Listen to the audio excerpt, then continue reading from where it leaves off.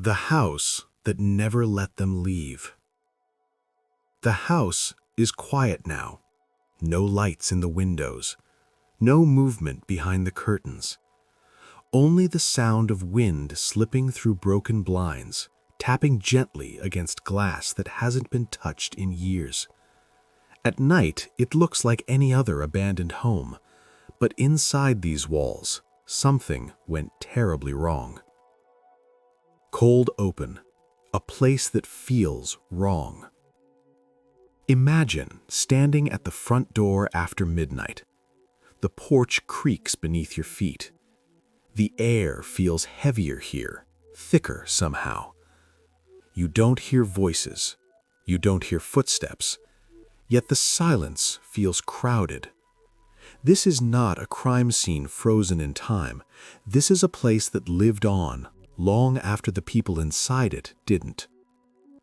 The question that changes everything. Let's start with a question that unsettles even experienced investigators. What if the danger wasn't a person, but the place itself? Not an intruder, not a killer hiding in the shadows, not violence, rage, or revenge, but walls, floors, air, a structure designed to shelter, slowly turning lethal. A shocking reality.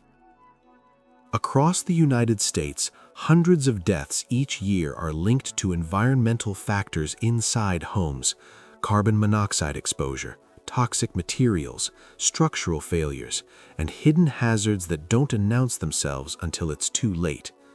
Most of these cases are isolated, but once in a while, a pattern emerges. Multiple deaths, different people, same address. And that's when the questions begin. Introducing the house without a name. For now, we won't name the house. Not the street, not the city, not the neighborhood. Because names carry assumptions, and this story demands clarity, not folklore. What matters is this. Over the span of several years, every person who lived inside this house died. Not all at once, not in the same way, not under the same circumstances, but all within these walls. Deaths spread across time. The deaths didn't raise alarms at first. One was ruled natural, another tragic but accidental, another dismissed as misfortune. Different families, different lives, different stories, yet each one ended at the same address. A coincidence until it wasn't.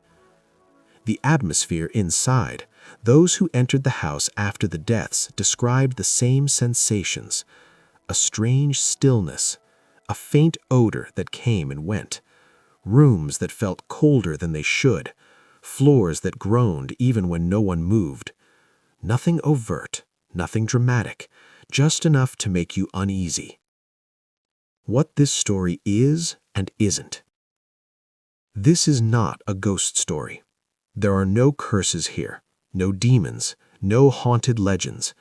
Those explanations are easy. The truth, whatever it is far more unsettling. This is an investigation into how a house itself became a threat and how warning signs were overlooked, dismissed, or misunderstood until there was no one left inside to warn anyone else. Why this matters? Because this wasn't supposed to happen. Homes are meant to protect. Walls are meant to shield. Shelter is meant to be safe. When a place designed for safety becomes lethal, it forces us to confront an uncomfortable truth. Some dangers don't stalk you. They surround you quietly, and they wait. What we'll uncover? In this documentary, we will trace every death connected to this house, examine official reports and overlooked details, break down the structure, design, and hidden hazards, separate fact from rumor, and expose the truth behind how one address became a death sentence. No speculation, no exaggeration, only evidence. A promise to the viewer. Stay with us until the end, Because what investigators eventually discovered inside this house changed everything and revealed a danger that could exist in far more homes than anyone wants to admit. Sometimes the most terrifying threat isn't something that breaks in, it's something you've been living with all along. The house before the tragedy. A place meant to be a home. Before it became a warning, before it became a pattern, before anyone whispered its address with unease, this house was simply a home. Location, neighborhood, and year built. The house sat on a quiet residential street, tree-lined, well-kept, and unremarkable in every way. Built in the mid-20th century, during a period of post-war optimism, it reflected the promise of stability and growth. Families were moving outward from crowded cities. Suburbs were expanding. Homes like this represented safety, progress, and permanence. Nothing about the location suggested danger. Original purpose and architectural layout. The house was designed with families in mind. A modest but thoughtful layout. Multiple bedrooms, a shared living space meant for gathering. Windows that let in natural light. A basement and attic typical of homes built in that era. It wasn't extravagant, but it was practical. A place built for everyday life. Why it seemed ideal for families. This was the kind of house people settled into. Close to schools, within walking distance of parks, far from industrial zones or heavy traffic. Parents saw opportunity here. Children saw a place to grow up. Nothing about the design or surroundings raised red flags. Early owners and positive beginnings. The first families who lived here left behind ordinary memories, birthday parties, holiday decorations, photographs taken in the living room. Neighbors remembered smiles, laughter, and casual greetings. The house blended seamlessly into the neighborhood. There were no emergency calls, no police visits, no complaints. For years, it was simply another address. Community perception before the deaths. Locals described it as nice, quiet, normal. There were no rumors, no superstitions, no stories passed between neighbors. If anything, it was forgettable, and that may have been the most dangerous part. No known history of violence or crime. Before the tragedies began, there was no documented history of violence associated with the property. No assaults, no domestic incidents, no suspicious deaths. From an official standpoint, the house was clean. No warnings, no reason for concern. Because danger didn't announce itself. It didn't break windows, it didn't leave bruises, it didn't scream for attention. It blended into the walls, into the floors, into the air itself. And by the time anyone began asking questions, the house had already begun to claim its victims. The first death, where the pattern began. Crafted to feel tragic, restrained, and ominous, because the most terrifying patterns often begin as nothing unusual. The first death, where the pattern began. At first, there was no reason to be afraid. There was no headline, no police tape stretched across the lawn, no crowd gathered outside the house, just one death. Introduction of the first occupants. The first occupants were ordinary people living ordinary lives. They moved into the house with plans, work schedules, family gatherings, quiet evenings at home. Neighbors remembered them as private, polite, unremarkable. There was nothing about them that suggested danger followed them inside. The timeline leading up to the initial tragedy. In the weeks leading up to the tragedy, nothing seemed wrong. No reported illness, no calls for help, no visible distress. Then, one morning, everything changed. A routine day was interrupted by a call to emergency services. By the time help arrived, it was already too late. Cause of death, the official ruling. The death was ruled natural. No signs of violence, no forced entry, no evidence of foul play. The explanation seemed simple enough to close the case. Paperwork was filed, the file was closed. How authorities explained it at the time. Investigators saw no reason to look deeper. There were no witnesses claiming anything strange, no prior complaints from the home, no reason to believe the house played any role. It was described as tragic, but ordinary. Why it was considered an isolated incident. People die in their homes every day. Heart conditions, undiagnosed illnesses, unfortunate coincidences. This was chalked up to bad luck. The address did not raise concern. Details later seen as overlooked warnings. Only years later did subtle details take on new meaning. A complaint of headaches in the days before. Fatigue dismissed as stress. A strange odor mentioned in passing. At the time, these details were insignificant. In hindsight, they were warnings. The house quietly changes hands. The house was cleaned. Personal belongings were removed. Fresh paint covered the walls. The property went back on the market. No disclosures were required. No warnings were issued. Another family would soon move in, unaware that the pattern had already begun. The second family moves in. Same walls, new lives. The house had been quiet for months.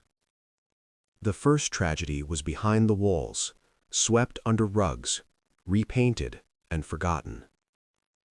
Then, a new family arrived. Who the second residents were. They were ordinary people with hopes and routines much like anyone else. Parents with jobs, children attending local schools.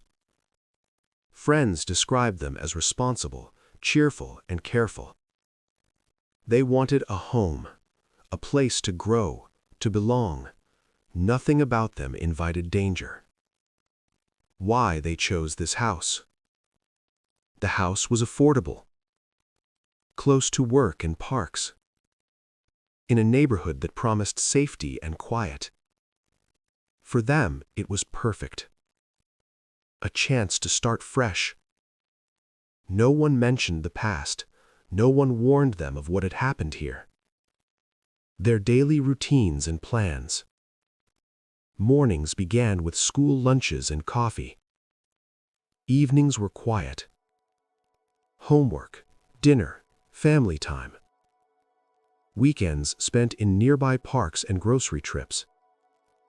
Nothing extraordinary, nothing to suggest the shadow of the house could reach them. Early strange occurrences. At first, the oddities were subtle. A door that didn't latch correctly. A floorboard that creaked too much. A sudden chill in rooms that the thermostat couldn't explain. No one outside the home noticed. Even inside, these details seemed insignificant, trivial inconveniences in an otherwise normal house. Growing unease inside the home. But for the residents, unease began to grow. Lights flickered without explanation.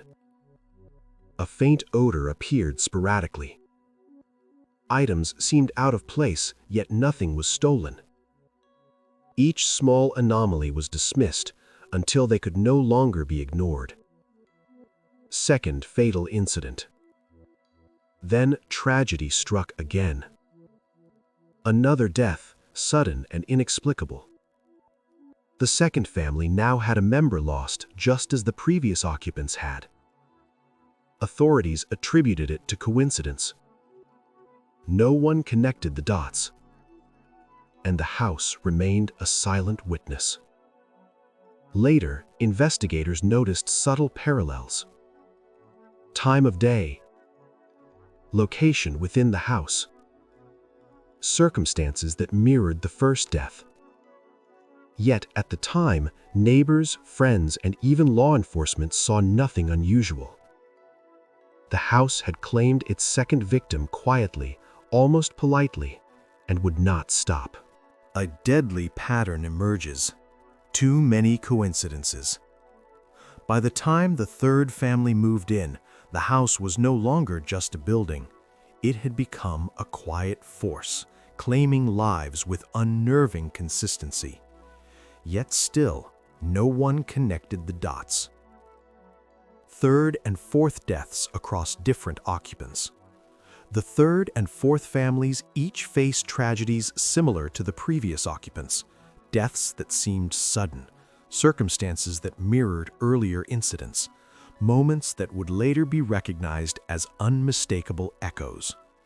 Neighbors whispered privately about the odd pattern, but there was no public acknowledgement. Recurring similarities. Investigators, looking back, noticed striking consistencies. The timing of incidents, late evenings, early mornings. Rooms within the house where events occurred, often the same corners or floors. Unexplained environmental clues, cold drafts, faint odors, minor structural shifts. At the time, these were written off as coincidence.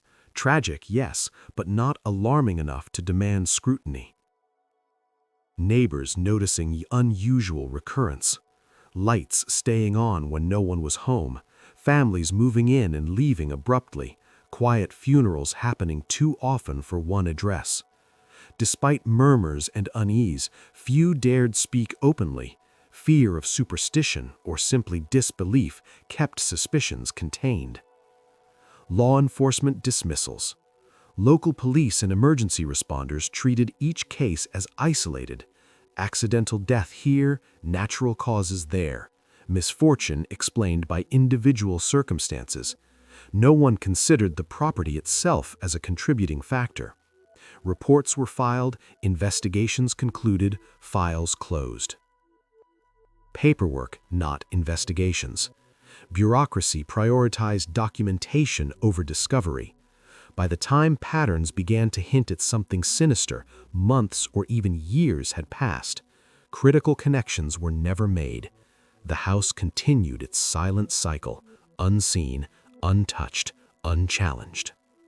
Why the house wasn't flagged? It was ordinary. It looked ordinary. It was ordinary. Walls, floors, windows, the architecture betrayed nothing. No laws required disclosure. No previous deaths were alarming enough to trigger inspection. And so, the house remained a quiet killer, waiting for the next life to enter its rooms. Inside the house, the structure that hid the truth. The house looked ordinary from the outside. Windows aligned, roof intact, lawn maintained. But inside, the walls told a different story. Floor plan analysis. Investigators later mapped the entire floor plan. Narrow hallways that trapped sound. Staircases that creaked with every step. Rooms with awkward corners where visibility was limited. A basement and attic accessed by steep, unsteady stairs. Each element seemed harmless until the deaths were mapped onto the layout. Patterns emerged. Certain rooms, certain floors, certain corners were repeated settings for tragedy. Hidden dangers, ventilation, wiring, gas lines. The house concealed hazards that were invisible to the casual eye. Outdated electrical wiring capable of sparking unnoticed fires. Gas lines installed decades earlier, prone to leaks. Poor ventilation, causing pockets of carbon monoxide or stale air. None of these posed immediate danger to someone careful, but combined, they became deadly.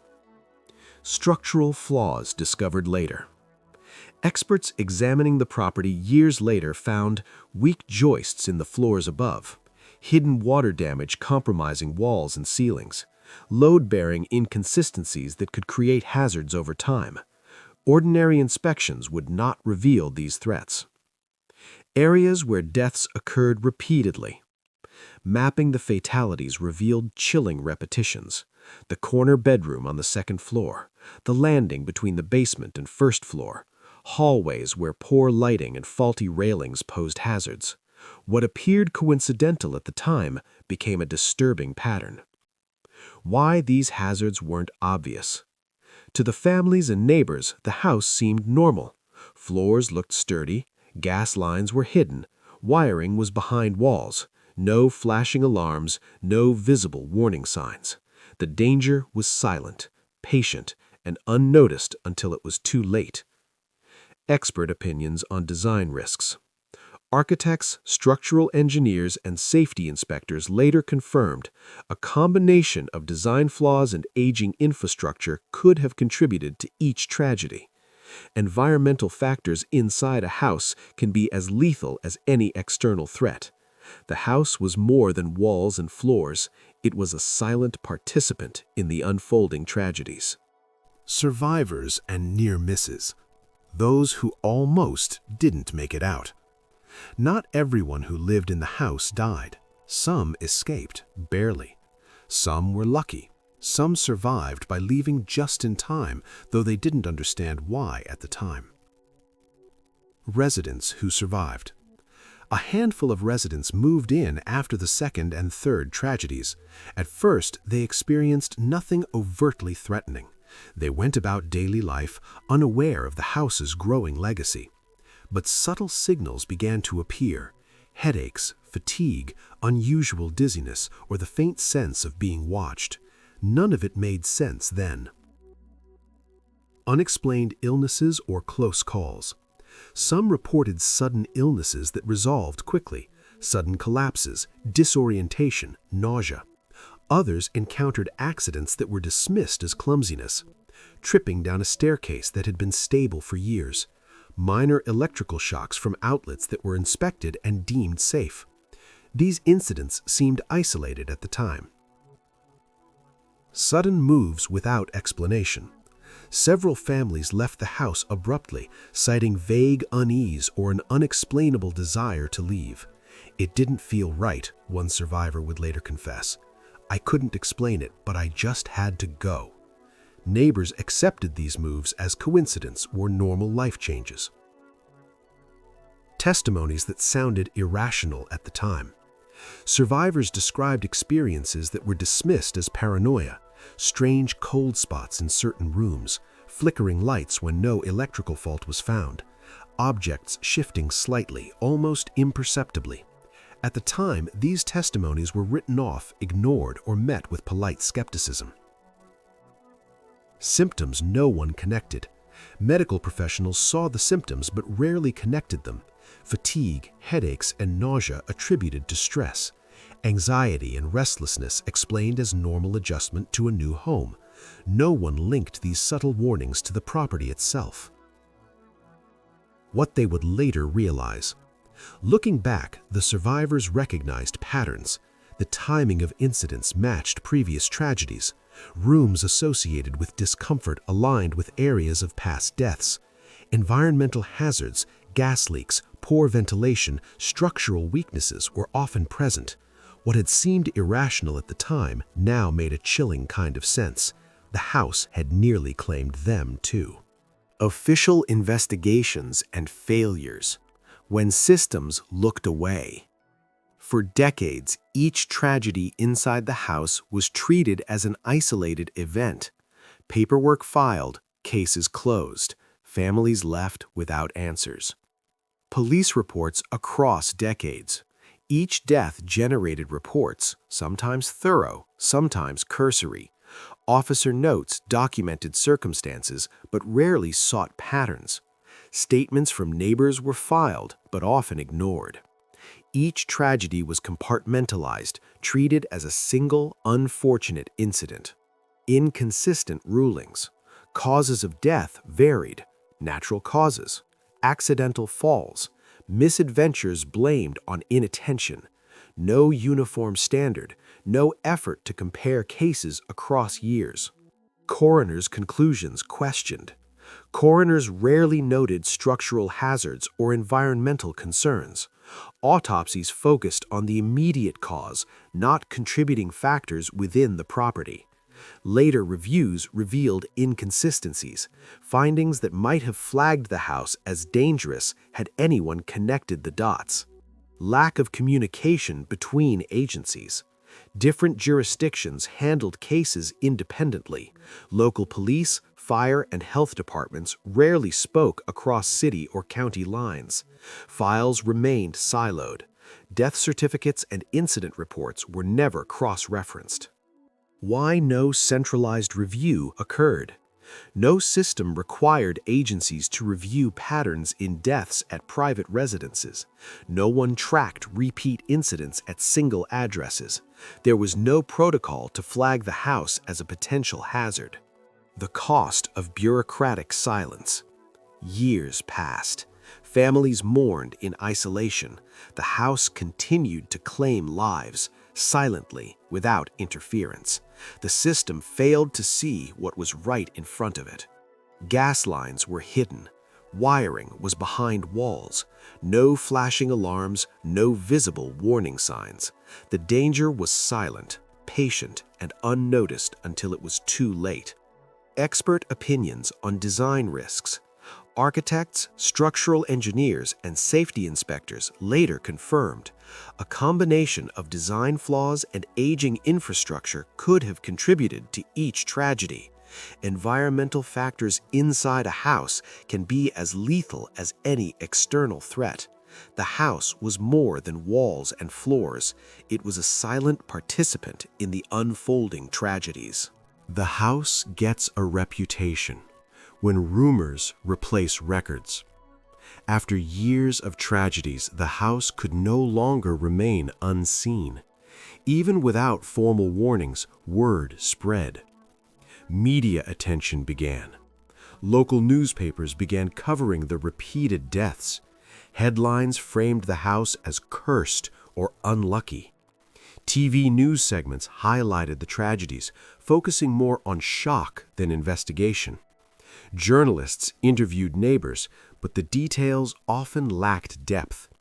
The pattern was becoming impossible to ignore, yet still cloaked in sensationalism.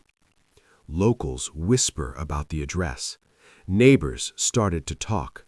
Parents warned their children. Friends suggested avoiding visits. Stories passed quietly at grocery stores, schools, and workplaces.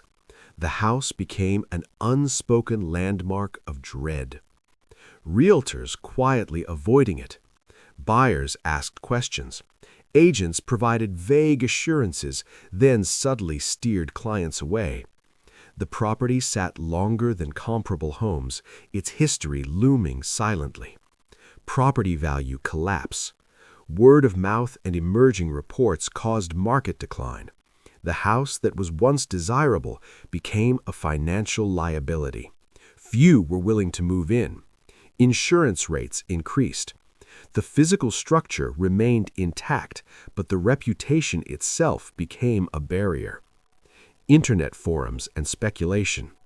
With the rise of online forums, speculation intensified. Amateur investigators shared theories. Social media amplified every strange occurrence. Every past death was dissected, sensationalized, and debated. Yet much of the discussion missed the real danger hidden within the walls. Supernatural myths overshadowing facts. Stories of curses, spirits, and haunted rooms spread faster than factual reporting. Books and podcasts labeled the house a haunted death trap. Viewers and readers were drawn to the horror, not the structural or systemic issues. Ironically, while fascination grew, the true, tangible dangers, flaws in wiring, gas lines, and structural weaknesses remained largely unnoticed. How fiction distracted from real danger. The myth overshadowed the facts. Authorities and residents alike focused on superstition rather than prevention. The house, dangerous by design and circumstance, became a legend, diverting attention from its lethal reality. What really killed them? The House Exposed. Written to be calm, devastating, and rooted in science, where fear gives way to truth. For years, the deaths were explained one at a time. Heart failure, accidental poisoning, medical complications, unfortunate coincidence. But once the breakthrough occurred, investigators stopped asking who was responsible and finally asked what. The scientific explanation. The house was not haunted. It was hazardous. At the center of every death was a silent environmental failure, one that operated without sound, smell, or warning. A flaw buried deep within the structure allowed toxic exposure to build slowly over time. Carbon monoxide, or a similar odorless, colorless compound, the kind that doesn't cause panic, the kind that causes sleep. How it operated silently. The house's ventilation system was flawed, either by design, deterioration, or undocumented modification. Air that should have been expelled was instead circulated back inside. Gas that should have dissipated accumulated. The structure trapped danger within its own walls. At low levels, the exposure caused headaches, dizziness, fatigue, confusion. Symptoms easy to dismiss, symptoms people live with until they don't wake up. Why deaths happened over time. This wasn't a single catastrophic event. It was gradual. The levels fluctuated depending on conditions, weather changes, heating usage, closed windows, time spent indoors. Some residents were affected faster than others. Some survived long enough to move away. Others stayed just long enough. The house didn't kill instantly. It waited. Why symptoms were misdiagnosed. That's what made it so effective. Doctors saw common complaints. Coroners saw isolated deaths. Investigators saw no obvious trauma. Carbon monoxide poisoning, especially chronic exposure, mimics natural illness. By the time it becomes fatal, it often leaves little trace, and without testing the environment, the cause disappears with the victim. Expert confirmation. When specialists finally examined the data, the conclusion was immediate. Environmental scientists, structural engineers, medical toxicologists all reached the same verdict. The house was lethally unsafe, not because of superstition, but because of physics, chemistry, and neglect. Reconstructing every death. Once the cause was known, investigators rebuilt the timeline, room by room, year by year. They matched exposure zones to fatal locations. They compared medical records across decades. They found the same symptoms repeated again and again, misunderstood, dismissed, ignored. The deaths were never random. They were inevitable. The truth finally surfaces.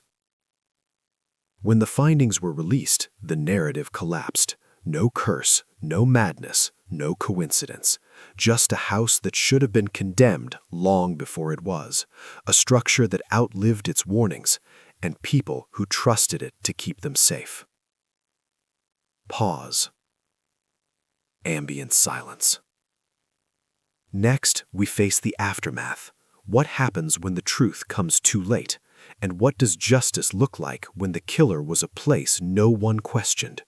Because sometimes the most terrifying truth is this: the danger was real, the warning signs were there, and no one listened. Aftermath and accountability. Too late for justice. By the time the truth came out, there was no celebration, no relief, only a heavy collective understanding that the answers had arrived after the damage was already done. Because accountability, when delayed, never feels like justice. The legal implications. Once the cause was confirmed, the legal questions followed immediately. Who was responsible? The original builders? Inspectors who signed off on safety? Property owners who never investigated repeated deaths? Local agencies that never compared reports? The answer was complicated and deeply unsatisfying. Most of the responsible parties were protected by time, expired statutes, or dissolved companies. The law, like the investigation before it, arrived too late. Lawsuits and settlements. Families sought answers where criminal accountability failed. Civil lawsuits were filed. Some were settled quietly. Others were dismissed outright. No amount of money could replace what was lost, but acknowledgement mattered. Even small settlements served one purpose. They put the truth on record. They made denial impossible. Policy changes that came after the damage. Public pressure forced change. Housing inspection protocols were reviewed. Environmental testing requirements were strengthened, especially in older homes. In some jurisdictions, new laws were passed requiring carbon monoxide detectors, ventilation audits, and cross-agency reporting after unexplained deaths. Rules that should have existed before. Rules written in loss. The house's final fate.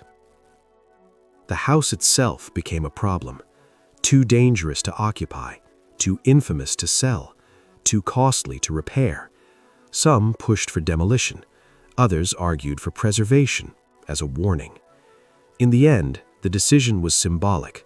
It was either condemned or permanently sealed, its doors closed, its windows boarded. For the first time, it could no longer hurt anyone.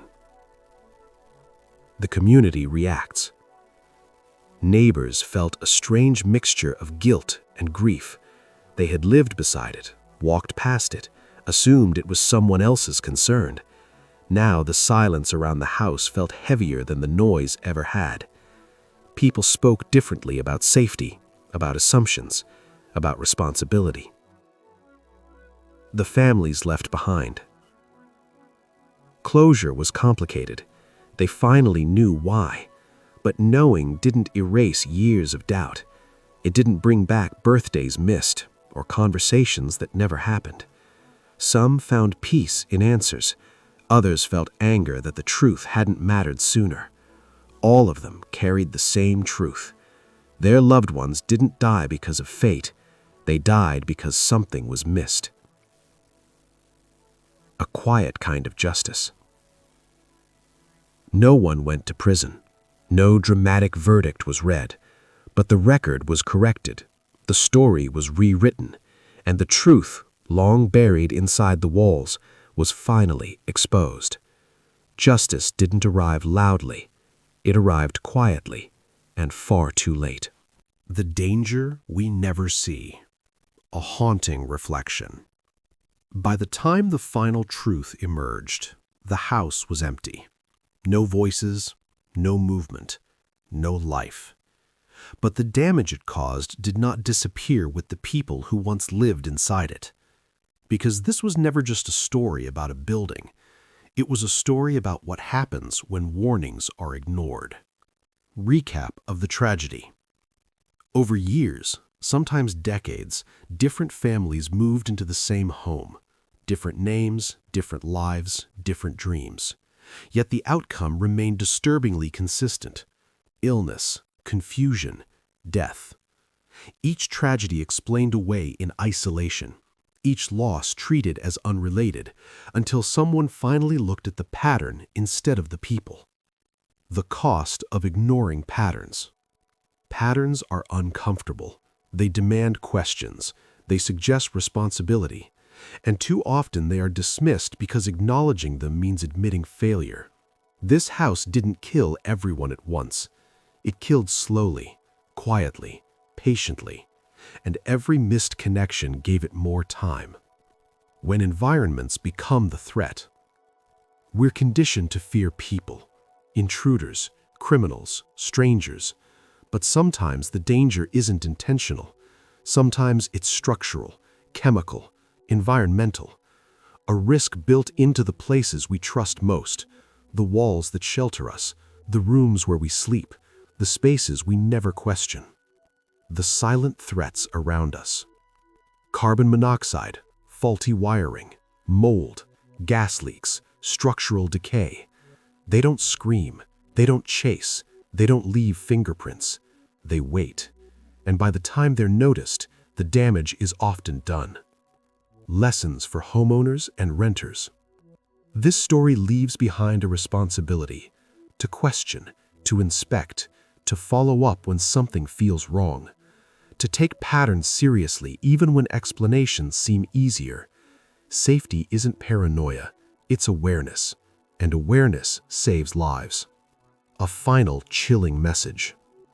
There was no curse in that house, no haunting, no evil presence watching from the dark, just a silent danger that was never confronted, and a truth that came too late. Because sometimes, the deadliest thing in the room isn't alive at all. If this story unsettled you, you're not alone. We invite you to share your thoughts respectfully in the comments below. And if you want to explore more investigations like this one, stories where truth hides in plain sight, browse the channel for related cases that challenge what we think we understand about danger, safety, and silence. Stay aware, stay curious. Before you go, there's something you should see next. If this story unsettled you, it's because this wasn't about a monster hiding in the dark. It was about danger hiding in plain sight. And this wasn't the only case like it. Over here is another investigation where a place, not a person, changed lives forever. A story with warning signs that were missed and consequences that couldn't be undone. And if you want to understand how ordinary situations can turn deadly without anyone noticing, this video breaks down another real case that still raises uncomfortable questions. Click one now, because these stories don't stand alone. They connect.